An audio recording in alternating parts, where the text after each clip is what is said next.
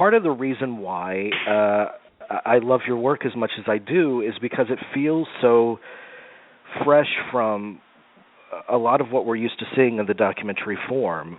In that, for instance, with something like your film on Kurt Cobain, it feels like as a filmmaker you take an approach where you're not only trying to represent his art, but to present a film that feels like an extension of his art. I mean, does that make sense to you? Is that a fair assumption? Well, I think with all my films, what I'm trying to do is create experiences and movies that are sort of the personification, the embodiment of the subject. So in that context, each film is stylistically presented in a unique and different manner.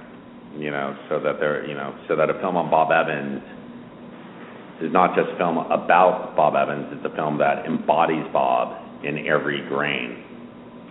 And in that context, it is unique to that experience as Montage of Heck is to Kurt Cobain, meaning a film on Kurt Cobain and a film like Bob Evans should look nothing alike, yet we can view them within a different filter in which they're almost the same film, in the sense that what they're attempting to do is very singular, which is create the cinematic experience of the subject. Well, and that's a key word there too that I find much different and so refreshing about your work. There's a sense of the cinematic within it. I think the first thing is all my films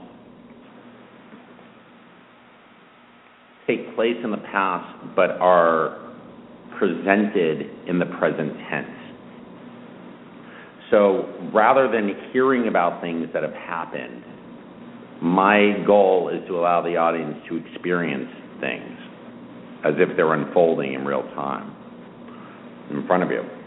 And to achieve that, we have to use all of the tools that cinema has to offer. So there's extensive use of sound and sound design, not just as a way to merely represent the actions that are depicted on screen, but as a psychological tool that is meant to enwrap you at various moments, or really enhance and embellish the emotion of the moment.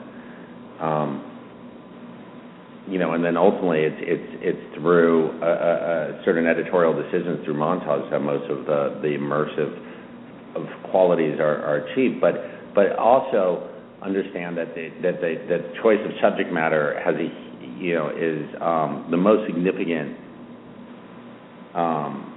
element in terms of me as a filmmaker being able to maintain continuity in my work. Mm-hmm. There's certain subjects that lend themselves to these sort of reappropriations. And there's also the idea, I mean, when you spend years on Montage of Heck and you're so fully immersed into the psychology of Kurt Cobain, and you're kind of filtering your own expression through that voice, tell me how you, in that particular project, how did his artistic sensibilities, how were they similar to yours, and how did they differ? I mean, I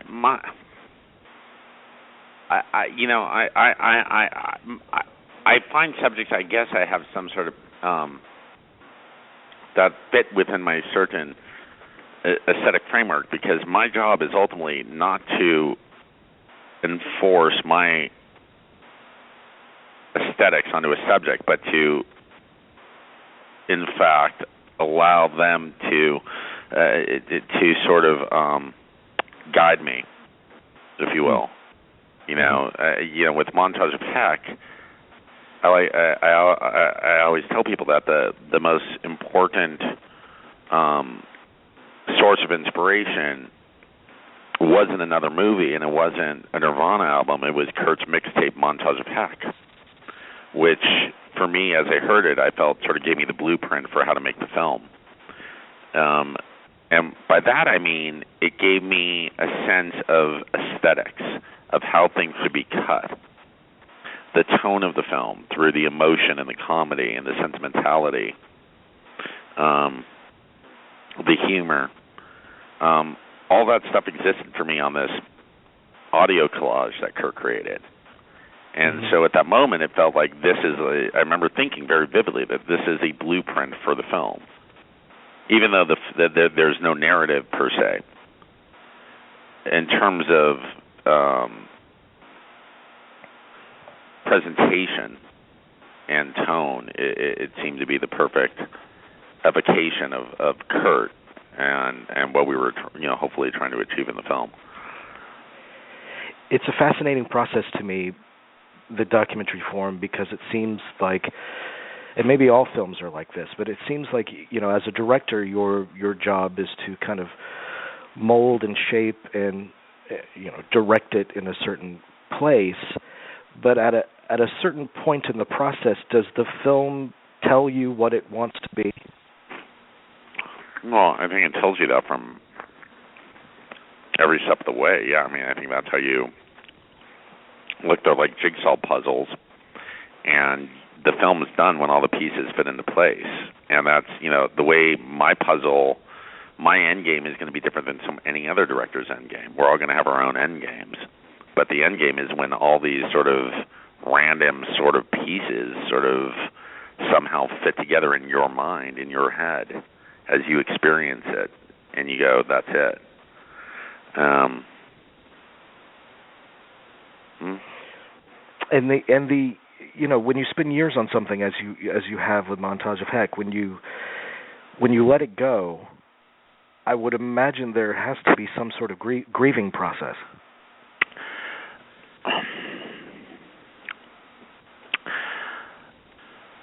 I think it really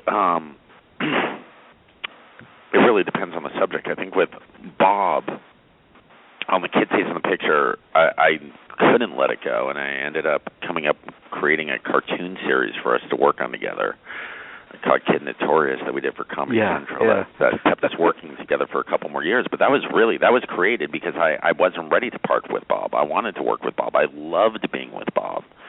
And, I guess looking back on my career, it would have been nice if that show would have worked for only that reason, and that it would have given us something to nurture together. Kurt was unique in that the experience of letting go happened to coincide with promoting the film.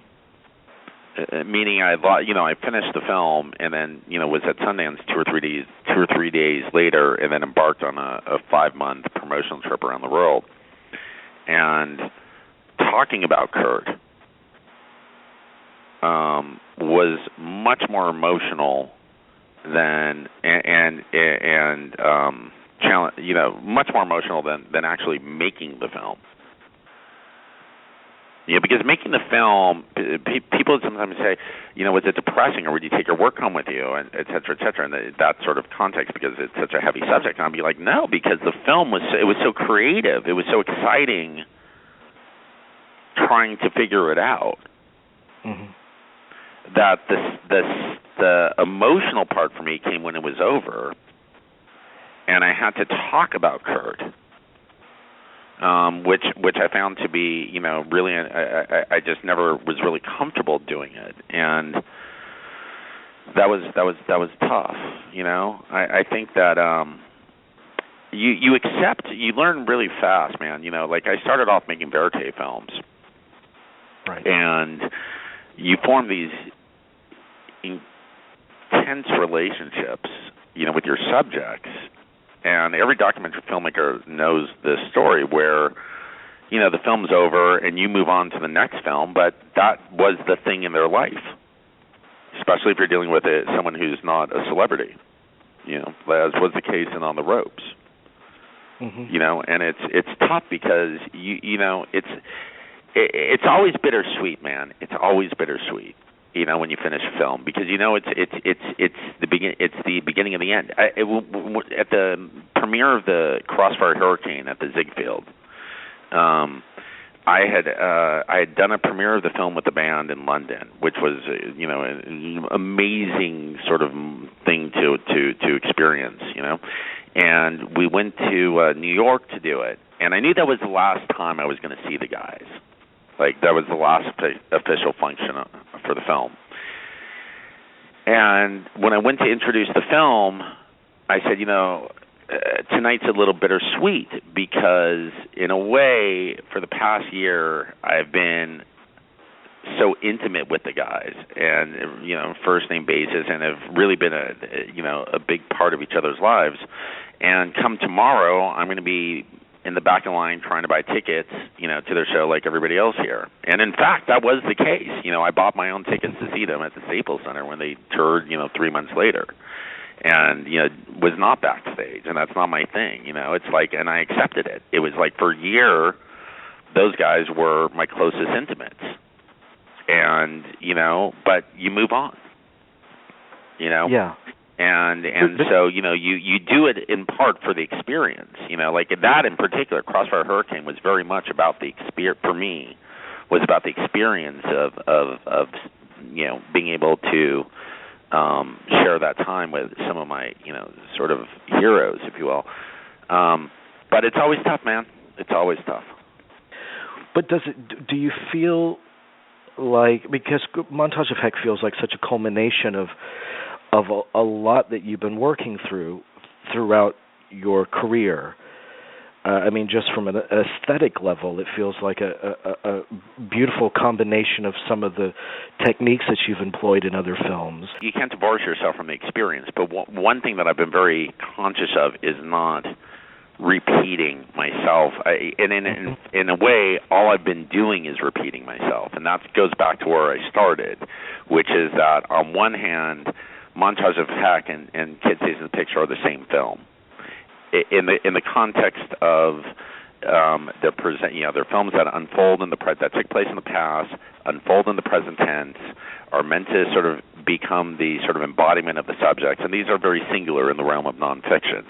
Not a lot of people are working in that realm, so you can look at those and go, they're very much the same film, but they're also completely unique. And there is the first thing I said to the After Effects artists working on Montage of Heck is we are never going to do anything remotely similar to what we did in The Kid Stays in the Picture.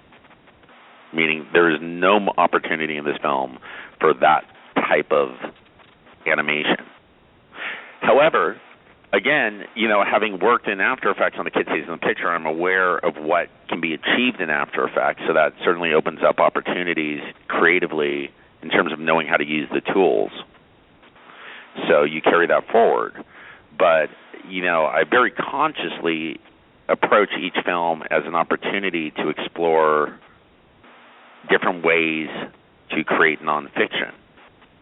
Mm-hmm. And so when I seek out a film, it's very much with that in mind. I think all my films, to some extent, are about nonfiction filmmaking. And it's never far from the center, and that goes back to like where I started as a filmmaker, and with the French New Wave, and deeply influenced by Bertolt Brecht, and I got into documentary for one reason. I was not into it for journalistic reasons. I went into it because I found it to be a fascinating canvas to explore, and that there were all these opportunities to see these questions of what is and what isn't a documentary that I found so fascinating. And I took I got into documentary and this is how I got into documentary, and this will tell you everything. I was always going to make fiction films. That was my plan. There was never any, from the time I could speak, when I was 5 years old, I said I'm going to be a director. And it was not because I loved to make art when I was a kid. It was because I loved going to the cinema. And that's also an important distinction. I wasn't an 8-year-old running around with a Super 8 camera. I was an 8-year-old sitting in a cinema all day. And I loved cinema. I loved going to the cinema. That's to this day, my favorite, non-work and family activity. Last night I went to the Arrow by myself to see the Brothers Quay. Like I try to see a movie just about, any day I have a free 2-hour window. To this day, I'm 47. So my love was always cinema, and then I got turned on to the new wave really young, at like 14. And that just changed my whole outlook on the type of director I wanted to be. Instead of wanting to make films for the multiplexes, I wanted to be a much more adventurous filmmaker. And my plan was to make fiction films that had that sort of, that were playing around with form the way that the new wave did, because I found that to be so exciting and fresh through the eyes of a teenager. And then I go to college. I went to this place called Hampshire College, and I took a course on. And honestly, the only reason I took the course was it was in the School of Social Science, and the way Hampshire was set up, you had to take 2 courses in each quote-unquote college, and I had to do these requirements. And there was a documentary class, and I was like, that's close enough to film. And so I took this documentary class, and it turned out to be this extraordinary survey course. And the sole question that the anthropologist who led this class asked us on first day and carried through to the end is, how do we define documentary film? And he started with Lumiere, and he went through Flaherty, and he went to Perret-Laurens, and he went to Timothy Ash, and he went through all the way up to Ross McAway and Errol Morris, and it was fucking amazing, And I found in that course myself totally drawn to the filmmakers who were.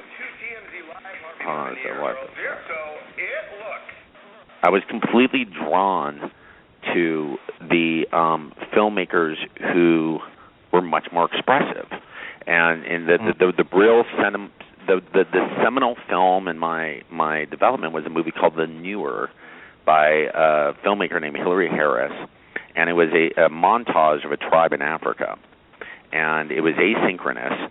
And so it was a series of sound. It was sound design coupled with this beautiful sort of montage of this tribe.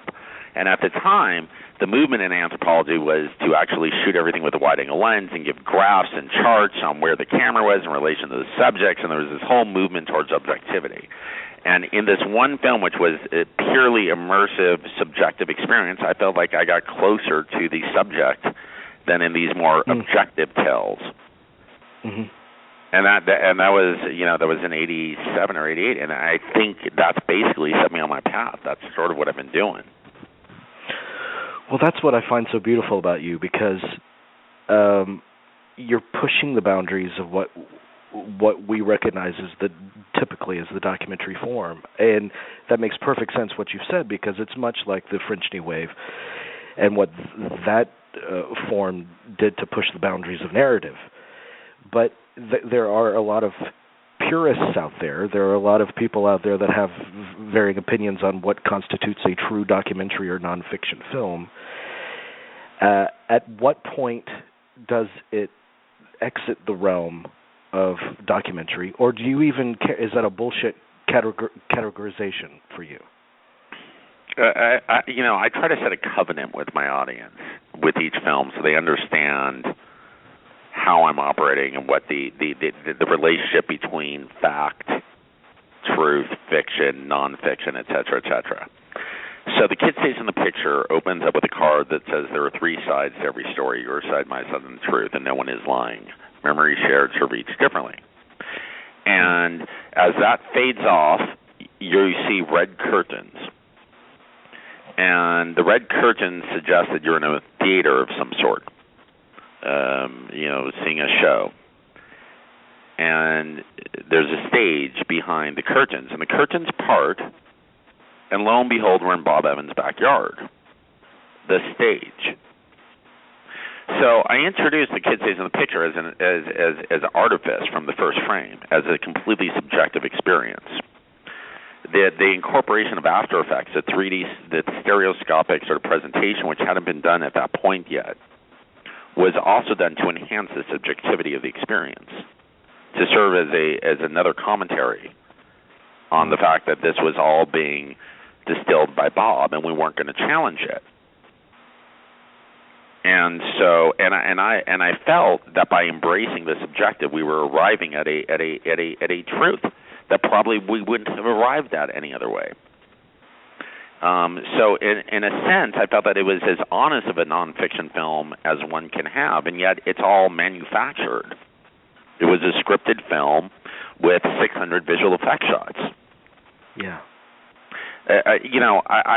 I'm not. I sort of have lost track or lost sight of this idea of purist or not, because I feel like I'm operating within, very consciously, I feel connection, even though you may not see it in my work, to Flaherty, or the Maisels, or Errol, or what have you. But I'm a student of the form. I think if anything, what I'm doing is bringing us right back to Flaherty. But I don't even, I wouldn't even go that far. But that's where the father of documentary, Robert Flaherty, was achieving what Carl Heider called a higher truth. He was reenacting scenes, and those scenes captured a certain honesty and truth.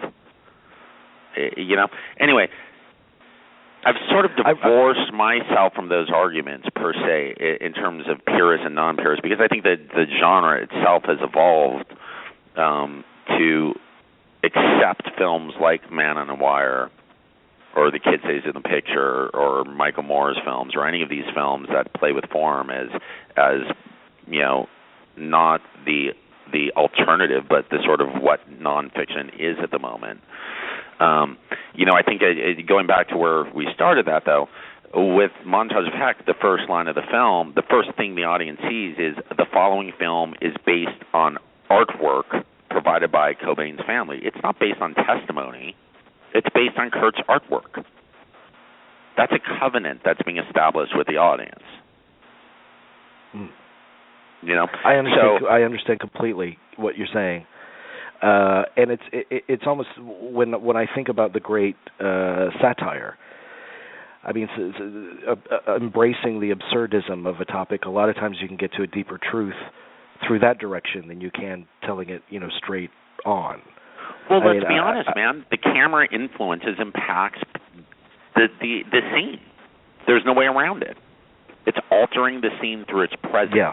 Once you understand and accept that, what is the most honest form of representation? Is it to acknowledge that distortion through self-reflexivity of some sort?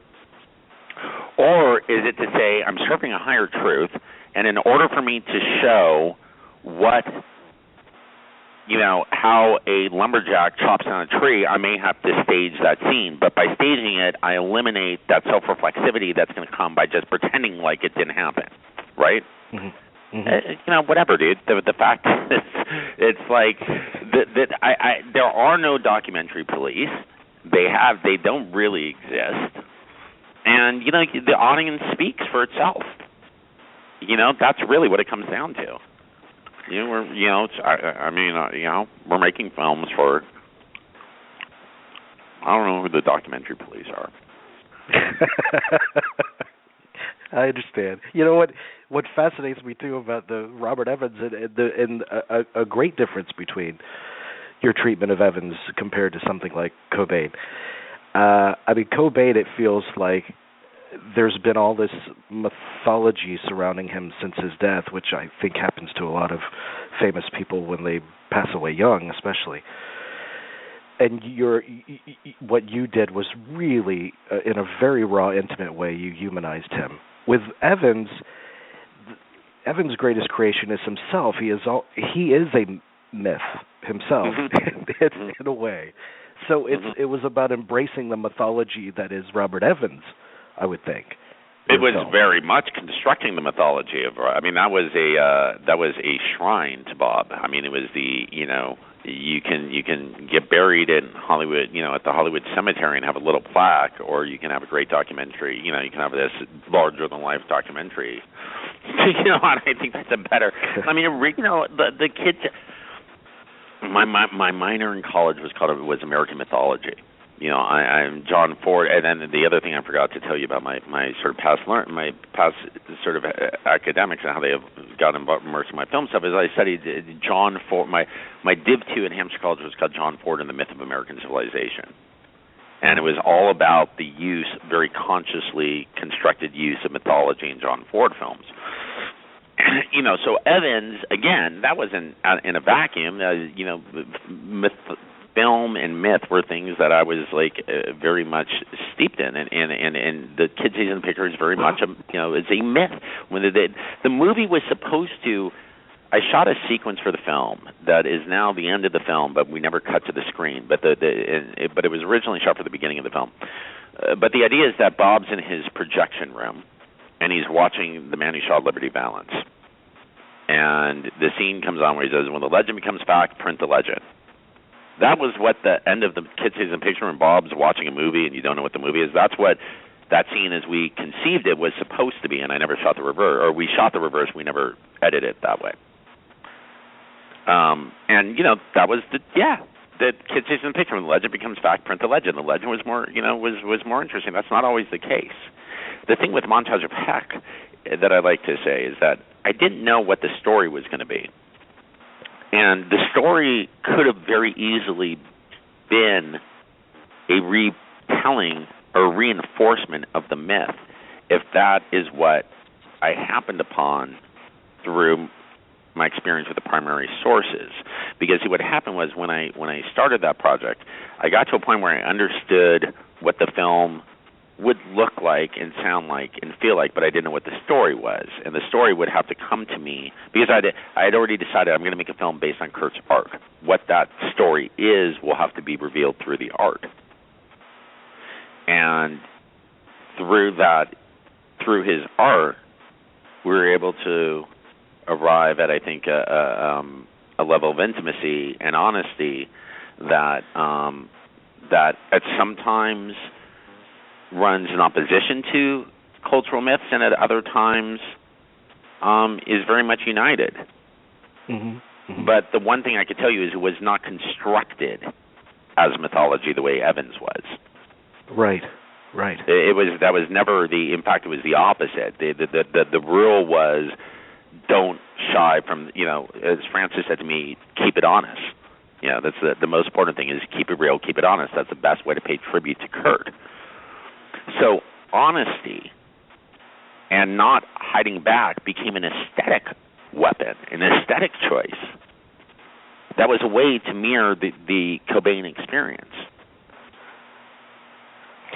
And I mean, Cobain's creative life was tragically short. I mean, it was very rich, but then you're dealing with something like the Rolling Stones, and they've had, almost a 6-decade imprint on this culture.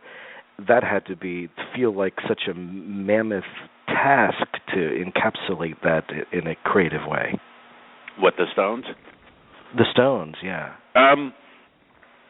Listen, in to some extent, even though Kurt was only in the public eye for 4 years,